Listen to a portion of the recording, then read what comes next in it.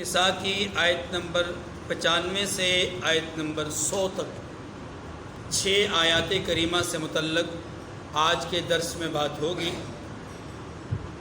ان 6 آیات میں سے پہلی 2 آیات یعنی آیت نمبر 95 اور 96 میں اللہ تبارک و تعالی نے جہاد کرنے والوں اور جہاد سے پیچھے رہ جانے والوں کے درمیان درجے کا فرق بیان فرمایا ہے۔ پہلی بات یہ سمجھیے کہ جہاد کی مشہور اور معروف 4 صورتیں ہیں۔ پہلی صورت یہ ہے کہ جہاد کیا جائے تحریر اور تصنیف سے، یعنی لکھنے کے ذریعے سے لکھ کر کے باطل کی تردید کی جائے اور حق کی تبلیغ کی جائے، اسے بھی جہاد کی ایک صورت کہا جاتا ہے۔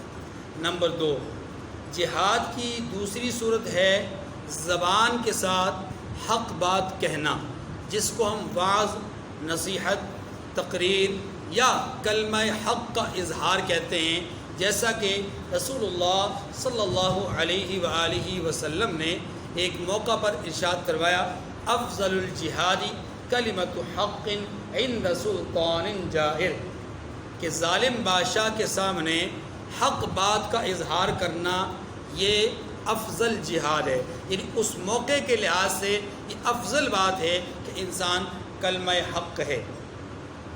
نمبر 3، جہاد کی تیسری صورت ہے جہاد بالسیف، یعنی اسلحہ لے کر کے دشمنان دین اور کفار کے مقابلے میں میدان میں نکلنا، اس کو جہاد بالسیف کہتے ہیں، اور یہ جہاد کی اصل صورت ہے، یہ جہاد کی اصل صورت ہے۔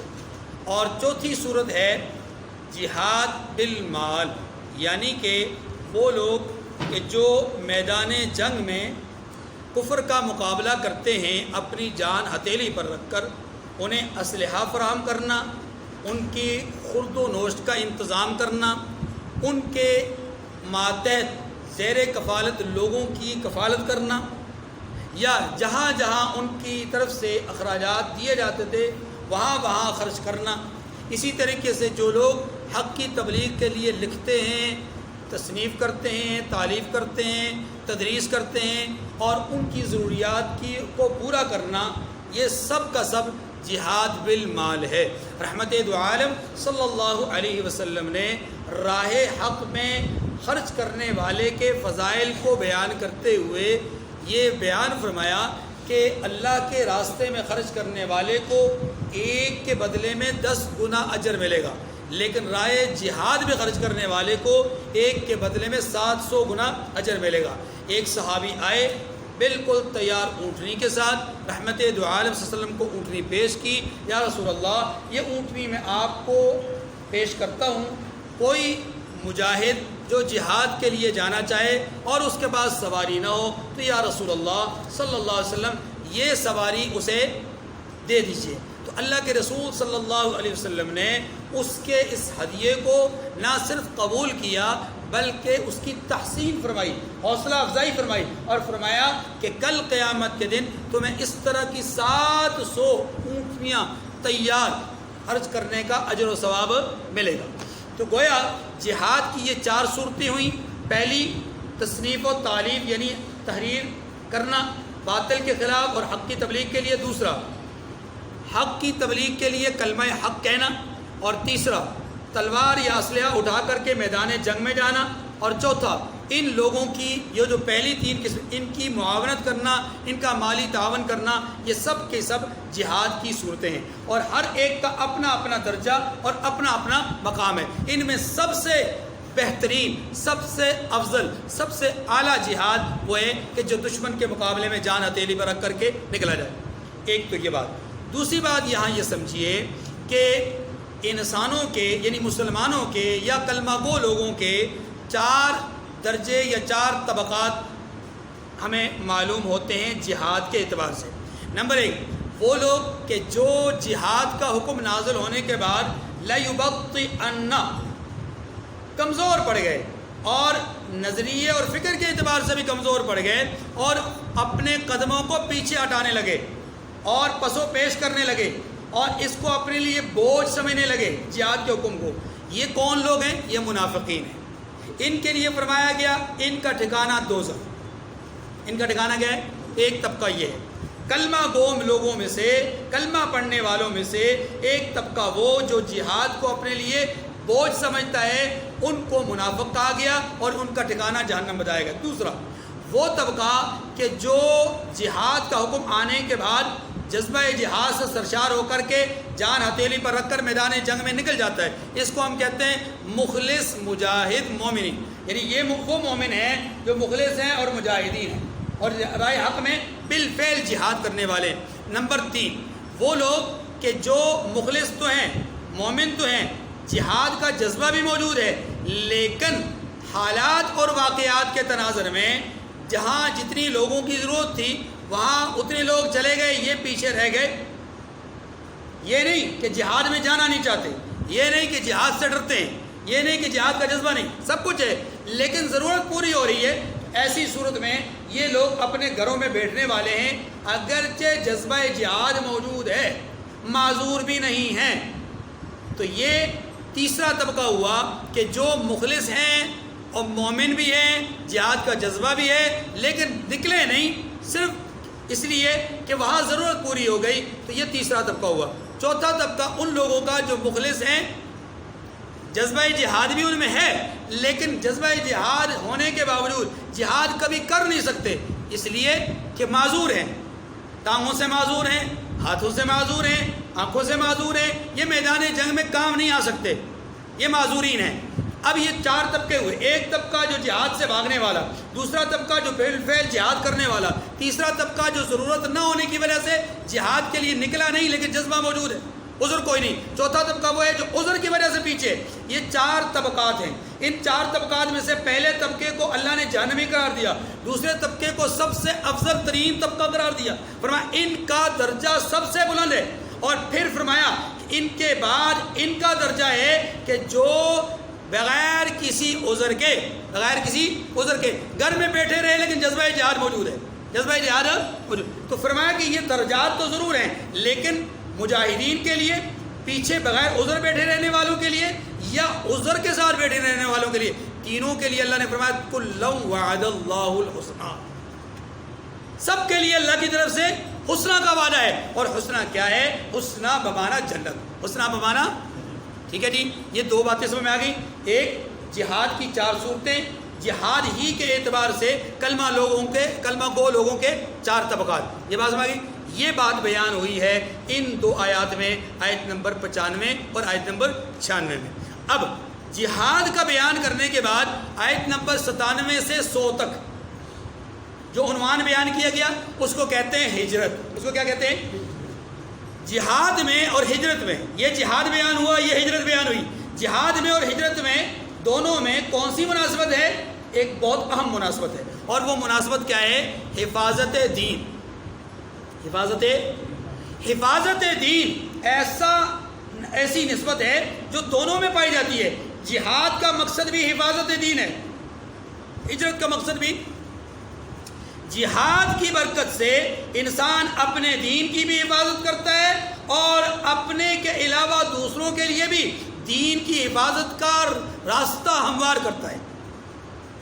یا حفاظت دین کے راستے میں جو رکاوٹیں آتی ہیں ان رکاوٹوں کو دور کرتا ہے، یا حفاظت دین کے لیے راہیں ہموار کرتا ہے اس طور پر کہ لوگوں کے لیے مواقع فراہم کرتا ہے کہ لوگ دین کو سمجھ سکیں، دین کو جان سکیں تاکہ دین کو اپنا سکیں. یہ ساری صورتیں ہیں کس کے ذریعے سے؟ جہاد کے ذریعے سے. تو جہاد میں بھی بنیادی طور پہ مقصد کیا ہوتا ہے؟ حفاظت دین. اور ہجرت میں بھی بنیادی مقصد کیا ہوتا ہے؟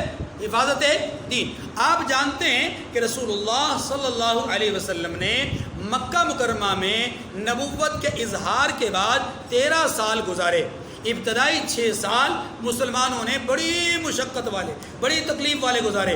6 سال کے بعد رحمت دو عالم صلی اللہ علیہ وسلم کو اللہ کی طرف سے حکم ہوا کہ آپ کے ساتھی اگر مکہ چھوڑ کر کہیں اور دوسرے کسی علاقے بستی میں جانا چاہیں اپنی جان اور اپنے مال، اپنے ایمان کی حفاظت کی خاطر، تو ان کو اجازت ہے۔ چنانچہ 6 سال کے بعد پہلی دفعہ مسلمانوں نے مکہ سے حبشہ کی طرف ہجرت کی۔ کیوں؟ اس لیے کہ حبشہ کے بادشاہ نجاشی کے بارے میں خبر ملی کہ وہ بڑا رحم دل آدمی ہے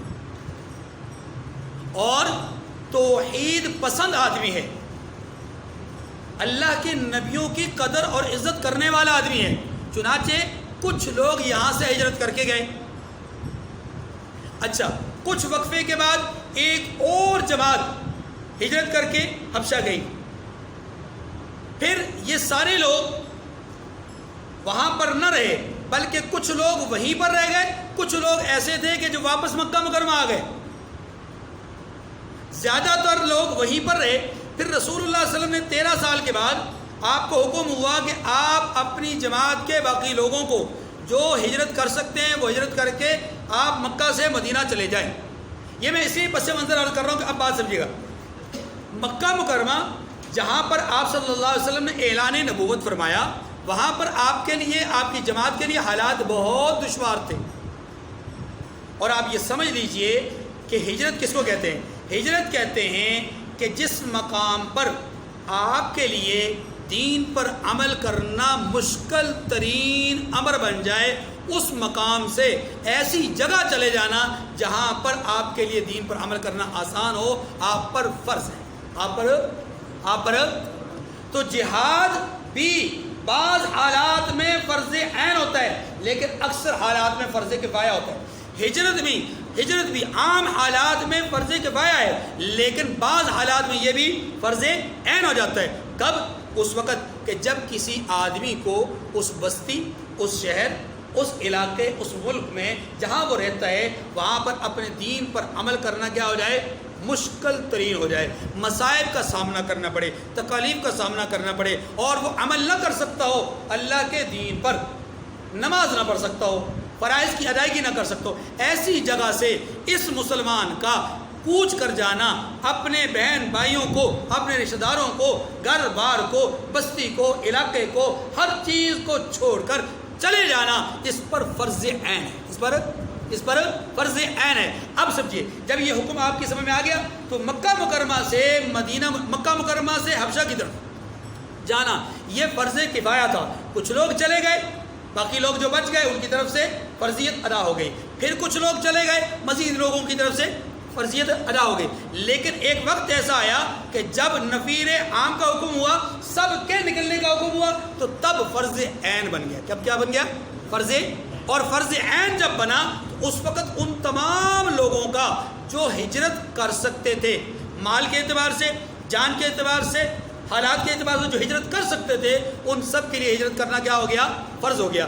جو لوگ ہجرت نہیں کر پاتے تھے یا کر سکتے تھے، جیسے معذورین، بوڑھے، یا مالی وسائل نہ ہونے کی وجہ سے، راستہ معلوم نہ ہونے کی وجہ سے، یا کسی اور دشواری اور دقت کی وجہ سے، جیسے کہ غلام تھے اور وہ اپنے آقا کی ماتحت تھے اور ان کے چنگل میں پھنسے ہوئے تھے، نکل نہیں سکتے تھے، ایسے تمام معذورین وہ مستثنیٰ ہیں، ان پر فرض عین نہیں تھا۔ ان کے علاوہ تمام وہ لوگ جو ہجرت کر سکتے تھے، سب پر ہجرت کرنا کیا تھی؟ فرض عین، فرض۔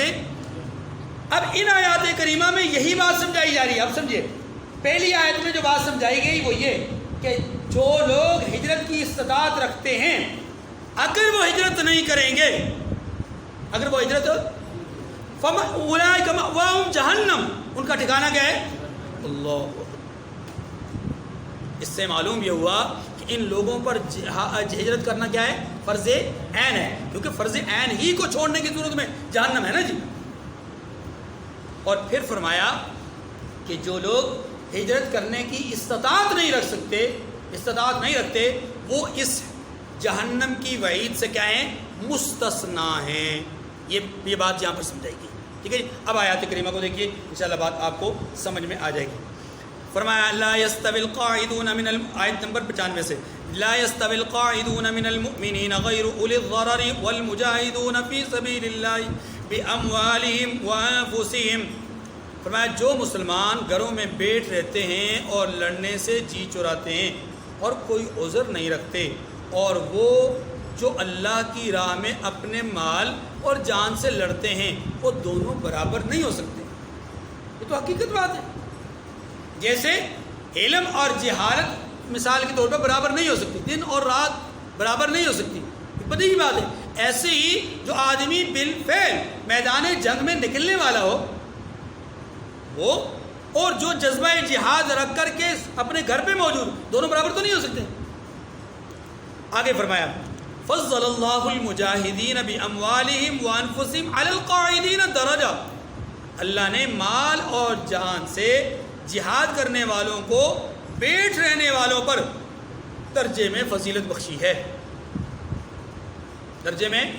آگے فرمایا وَكُلًّا وَعَدَ اللَّهُ الْحُسْنَى، اگرچہ نیک وعدہ سب سے ہے، نیک وعدہ، یہی جملہ اللہ تعالیٰ نے تمام صحابہ کرام کے لیے فرمایا کہ جیسا کہ قرآن پاک نے کہا کہ وہ لوگ کہ جو فتح مکہ سے پہلے ایمان لانے والے ہیں وہ، اور فتح مکہ کے بعد ایمان لانے والے، دونوں برابر نہیں ہو سکتے، خرچ کرنے کے اعتبار سے بھی، جہاد کے اعتبار سے بھی، تبلیغ دین کے اعتبار سے بھی، اظہار ایمان کے اعتبار، یہ برابر نہیں ہو سکتے، اور یہ بات بالکل درست ہے۔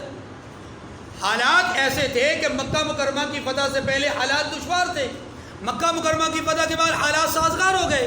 اب جو پہلے کے حالات تھے ان میں دشواریاں زیادہ تھیں، جو لوگ اس وقت حلقہ بگوش اسلام ہوئے وہ سارے کے سارے اعلیٰ ترین مرتبے پر فائز ہیں، اور جو لوگ اس کے بعد مسلمان ہوئے وہ بھی مرتبے کے اعتبار سے بہت اونچے ہیں، لیکن پہلے والوں سے کم ہے، پہلے والوں سے۔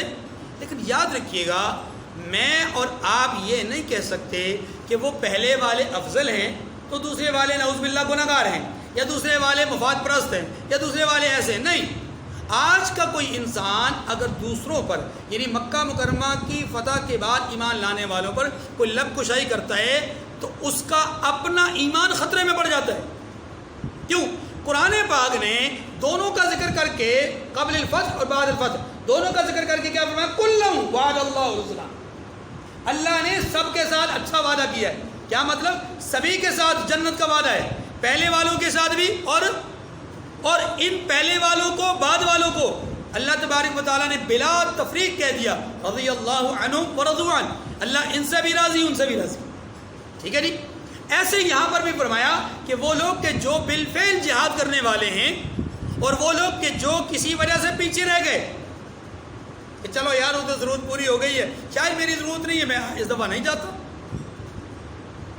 ایسا نہیں ہے کہ جہاد کرنا نہیں چاہتے، جذبہ ہے، لیکن سمجھتے ہیں کہ جہاد، دیکھیں 300 لوگوں کی ضرورت تھی، وہ 300 لوگ چلے گئے، میری اب ضرورت نہیں ہے تو میں یہیں رہ جاتا ہوں، تو دونوں میں فرق ہو گیا نا، ایک بالفعل لڑنے والا ہے، ایک پیچھے رہنے والا ہے، جذبہ دونوں میں موجود ہے، ایمان دونوں کا پکا ہے، ایمان مخلص ہیں دونوں، لیکن ایک عملاً جہاد کر رہا ہے اور ایک عملاً جہاد ہے۔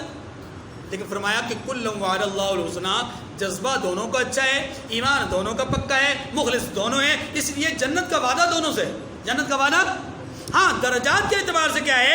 وَفَضَّلَ اللَّهُ الْمُجَاهِدِينَ عَلَى الْقَاعِدِينَ أَجْرًا عَظِيمًا، درجہ الگ الگ ہے، اور وہ کیا ہے؟ فرمایا لیکن اجر عظیم کے لحاظ سے اللہ نے جہاد کرنے والوں کو بیٹھ رہنے والوں پر کہیں زیادہ فضیلت بخشی ہے۔ درجات منہ ومغفرۃ ورحمہ، اللہ یعنی اللہ کی طرف سے یہ درجات میں اور بخشش میں اور رحمت میں، اجر عظیم میں زیادہ بڑھ کر ہیں۔ وکان اللہ غفور الرحیم، اللہ بخشنے والا اور مہربان ہے۔ یہ پہلی بات ختم ہو گئی، کس سے متعلق؟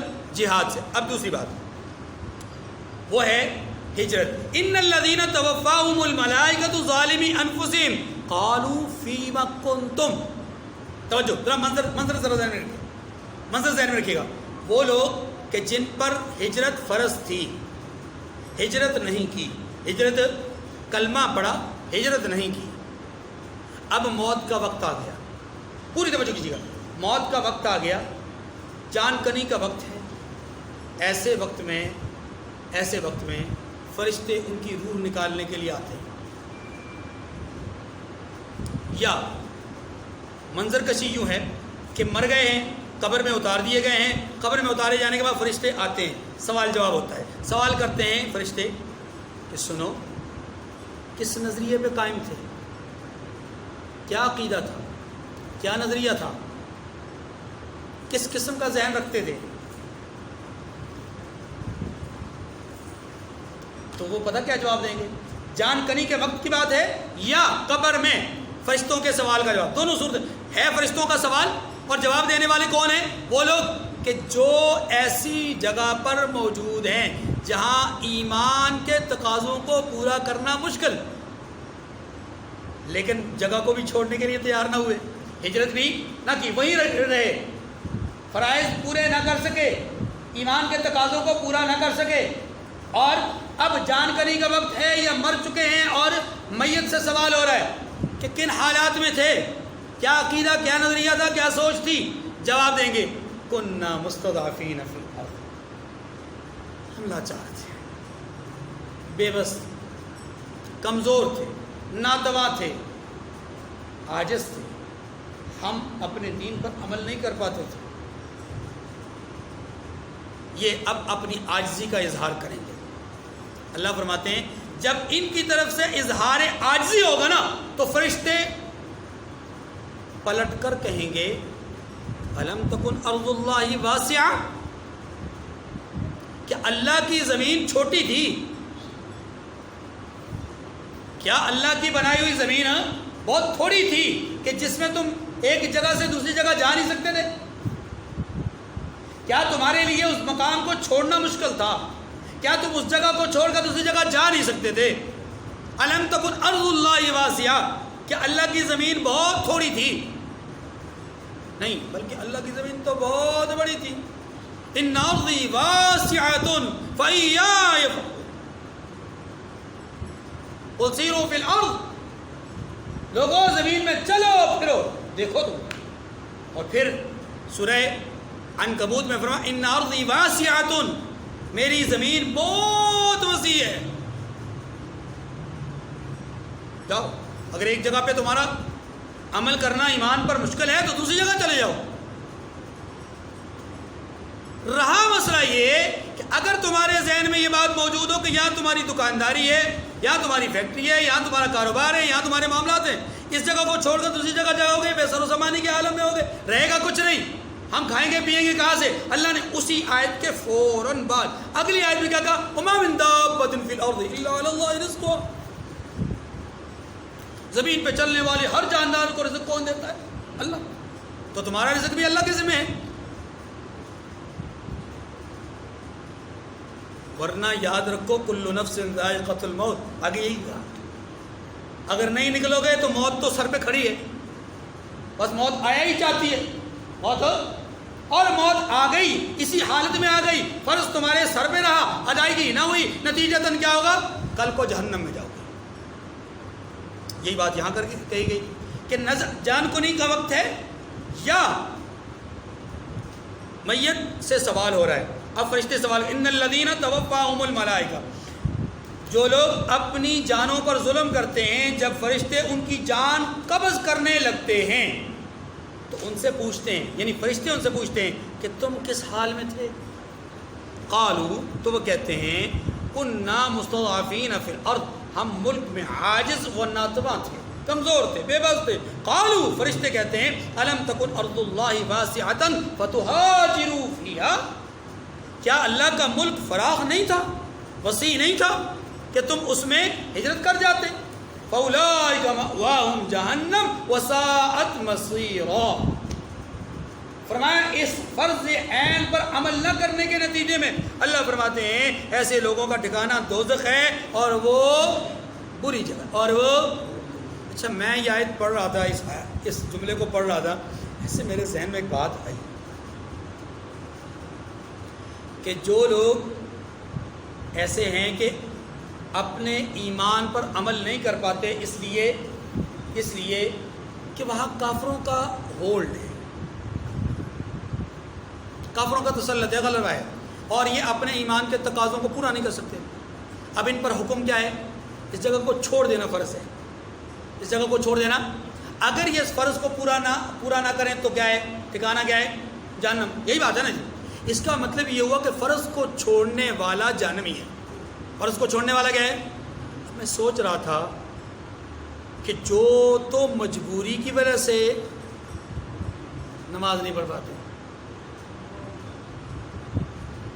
مجبوری کی وجہ سے روزہ نہیں رکھ پاتے، عذر ہے، مجبوری ہے کہ کافر کام نہیں کرنے دیتا، ایمان پر عمل نہیں کرنے دیتا، مجبوری ہے. ہاں وہ ان کی سستی لاپرواہی ہے، کوتاہی ہے کہ وہ اس فریضے کی ادائیگی نہ ہونے کی استطاعت کے باوجود جگہ کو نہیں چھوڑ رہے، اسی وجہ سے اللہ نے ان کے لیے سزا اور ٹھکانہ کیا بیان فرمایا؟ جہنم. تو جو لوگ پرامن جگہ پہ ہیں، حالات سازگار ہیں، کاروبار اچھا ہے، بیوی بچوں کے پاس موجود ہیں، عزیزوں اور رشتہ داروں کی موجودگی میں ہیں، اور اپنے لیے کسی قسم کی کوئی تنگی کوئی تکلیف نہیں پاتے، اس کے باوجود روزہ نہیں رکھتے، اس کے باوجود فرض نماز ادا نہیں کرتے، اس کے باوجود فرائض کی پابندی نہیں کرتے، بتلائیے کیا ان کے لیے ٹھکانہ جہنم نہیں ہوگا؟ ہے جی، ہے نا سخت بات. فَأُولَٰئِكَ مَأْوَاهُمْ جَهَنَّمُ وَسَاءَتْ مَصِيرًا. اللہ میری آپ کی حفاظت فرمائے. إِلَّا الْمُسْتَضْعَفِينَ مِنَ الرِّجَالِ وَالنِّسَاءِ وَالْوِلْدَانِ لَا يَسْتَطِيعُونَ حِيلَةً وَلَا يَهْتَدُونَ سَبِيلًا. ہاں جو مرد اور عورتیں اور بچے بے بس ہیں، معذور ہیں کہ نہ کوئی چارہ کر سکتے ہیں اور نہ راستہ جانتے، یعنی مجبور ہیں، ہجرت کر نہیں سکتے. فرمایا ایسے لوگوں کے لیے کیا ہے؟ اولئک عسى الله ان يعفو عنهم وكان الله عفوا غفورا. اللہ ایسوں کو معاف کرنے والا، اور اللہ ایسوں کو معاف کر دے، اور خدا معاف کرنے والا اور بخشنے والا ہے. قریب ہے کہ اللہ ایسے لوگوں کو کیا کر دے؟ معاف کر دے، اور اللہ معاف کرنے والا بخشنے والا ہے. یعنی چونکہ معذور ہے ان سے پکڑ نہیں ہوگی. وَمَن يُهَاجِرْ فِي سَبِيلِ اللَّهِ يَجِدْ فِي الْأَرْضِ مُرَاغَمًا كَثِيرًا. فرمایا کثیرا وسعا، جو شخص اللہ کی راہ میں گھر بار چھوڑ جائے وہ زمین میں بہت سی جگہ اور کشائش پائے گا. بہت جگہ. جنہوں نے ہجرت کی اور اخلاص نیت کے ساتھ ہجرت کی، جس زمانے میں ہجرت کی، دین کی حفاظت کے لیے ہجرت کی، اللہ نے ان کے لیے بہت ساری راہیں کھول دی. والذین جاہدوا فینا لنہدینہم سبلنا. جو ہماری راہ میں جدوجہد کرتے ہیں ہم ان کے لیے کیا کرتے ہیں؟ راہیں کھول دیتے ہیں. مکہ میں حالات بہت تنگ، لیکن جب مدینہ میں آئے مہاجرین ہجرت کر کے، اللہ نے راہیں ایسی کھول دی، ایسی راہیں کھول دی کہ اب نہ تو انہیں کسی کی تنگی معاشی اعتبار سے، نہ کسی کی تنگی نفسیاتی اعتبار سے، نہ کسی کی تنگی سماجی اعتبار سے، کوئی کسی قسم کی تنگی کا سامنا ان کو نہیں تھا. الحمدللہ اپنے دین پر بھی عمل کر رہے تھے، نہ صرف عمل کر رہے تھے بلکہ دین کی تبلیغ میں پیش ہوئے، اتنا آگے بڑھے کہ قرآن کو کہنا پڑا اذا جاء نصر اللہ والفتح انا فتحنا لک فتحا مبینا. اب آپ کے لیے تنگیاں نہیں ہیں، اب راستے کھل گئے. اب راستے کیا ہیں؟ یہاں پر بھی وہی بات کہی گئی کہ جو اللہ کی راہ میں اپنا گھر بار چھوڑ دیتا ہے وہ زمین میں بہت ساری جگہ پائے گا اور رزق میں کشائش پائے گا. لیکن یاد رکھیے شرط یہ ہے وَمَن يُهَاجِرْ فِي سَبِيلِ اللَّهِ. یہ حقیقی ہجرت ہے. حقیقی ہجرت یہ ہے کہ اللہ کے لیے راستہ گھر بار چھوڑے. اور اگر ڈالر کمانے کے لیے گھر بار چھوڑ دیا، نیشنلٹی وہاں کی حاصل کر لی کہ جناب میں تو مہاجر ہو گیا، میں نے تو اپنا گھر بار چھوڑ دیا ہے، میں نے تو اپنا عزیز اقربا رشتہ دار سب کچھ چھوڑ دیا، جی میں نے اپنی بستی علاقہ سب کچھ چھوڑ دیا ہے. بھائی کس لیے چھوڑا؟ اللہ کے لیے نہیں. یہ تو آپ نے ڈالر کے لیے، پاؤنڈ کے لیے، ہاں جی یہ تو آپ نے عورت کے لیے، یہ تو آپ نے دنیا کمانے کے لیے، دنیا کی وجاہت کے لیے. ایک آدمی مکہ سے مدینہ گیا، یہ جو مہاجرین گئے نا ان میں سے ایک آدمی ایسا بھی ایک آدمی تھا کہ جو مکہ مکرمہ سے مدینہ منورہ اس لیے گیا کہ اس کی محبوبہ مکہ سے مدینہ چلی گئی تھی.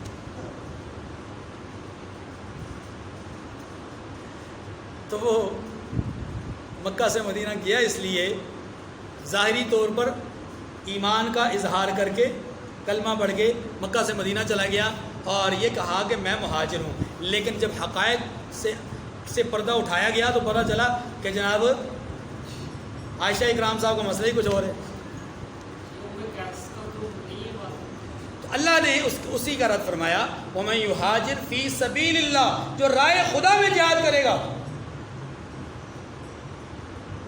جس آدمی کی ہجرت عورت کے لیے ہوگی تو اس کی ہجرت اسی کے لیے ہے، اللہ کے ہاں اس کا کوئی اجر نہیں ہے۔ جس آدمی کی ہجرت دنیا کے لیے ہوگی تو اس کی ہجرت دنیا کے لیے ہوگی، اللہ کے ہاں اس کا کوئی اجر نہیں۔ اللہ کے ہاں اجر کس کا ہے؟ جس نے اللہ کے لیے ہجرت کی۔ فرمایا وَمَن يَخْرُجْ مِن بَيْتِهِ مُهَاجِرًا إِلَى اللَّهِ وَرَسُولِهِ۔